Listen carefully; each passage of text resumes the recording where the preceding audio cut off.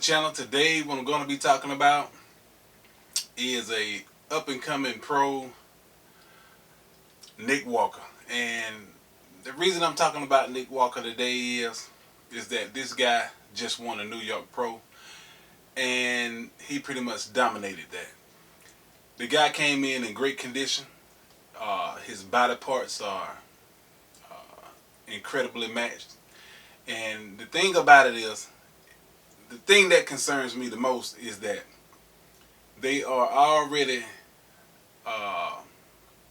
comparing this guy against Big Raymond. And that right there is kind of odd, simply because of the other Olympians that are up on top of the charts that this guy have to cross paths with also. Now, Nick Walker is incredibly proportioned, but one thing I've noticed is that his mix section is good, but you can tell that Nick Walker has reached his maximum potential. The guy can't put any more muscle on his body. I mean, at all, period. His waistline is so close to spilling out until that's pretty much the end of him gaining any more size, because he's not going to be able to do it. Now, you have the likes of William Bonac that he has to cross path with, Hadi Chupin.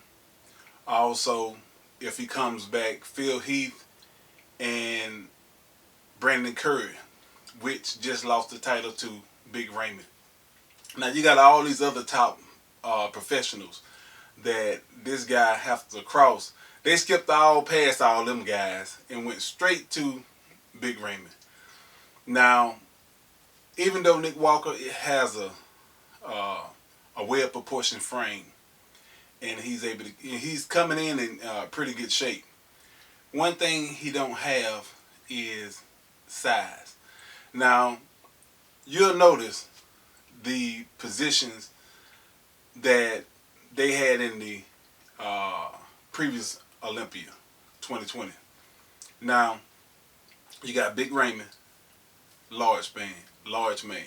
You got Brandon Curry, large guy. You got Phil Heath, large guy.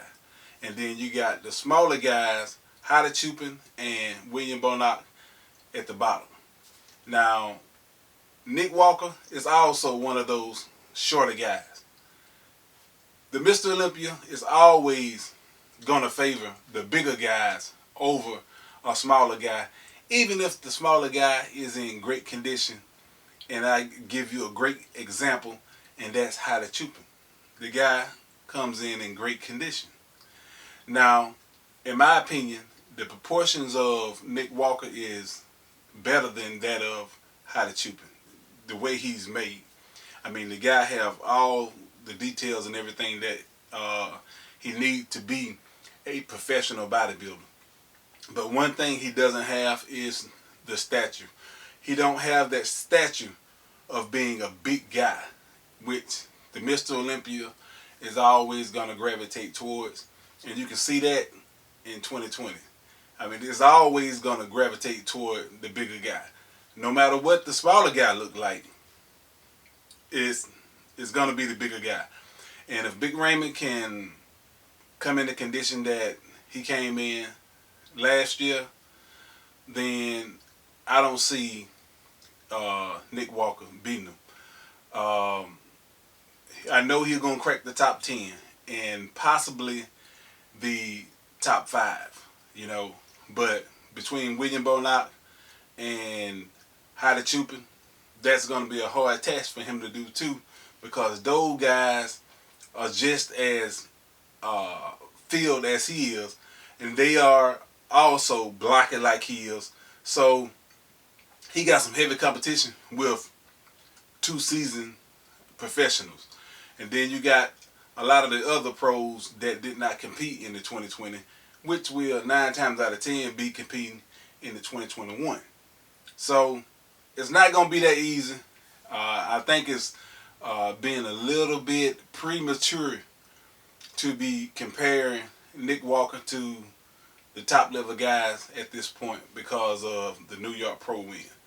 I mean, it's a little bit premature because he have a lot of work ahead of him, and at the same time, those other guys have what we call muscle maturity, which Nick Walker is getting there, but he don't have quite the maturity that these guys already have. These seasoned guys who's been training for a lot more years than him, and their bodies are used to and accustomed to getting into that incredible conditioning. Anyway, that's what I wanted to talk to y'all about. If you haven't subscribed, subscribe to the channel. And again, I'll be talking to you later.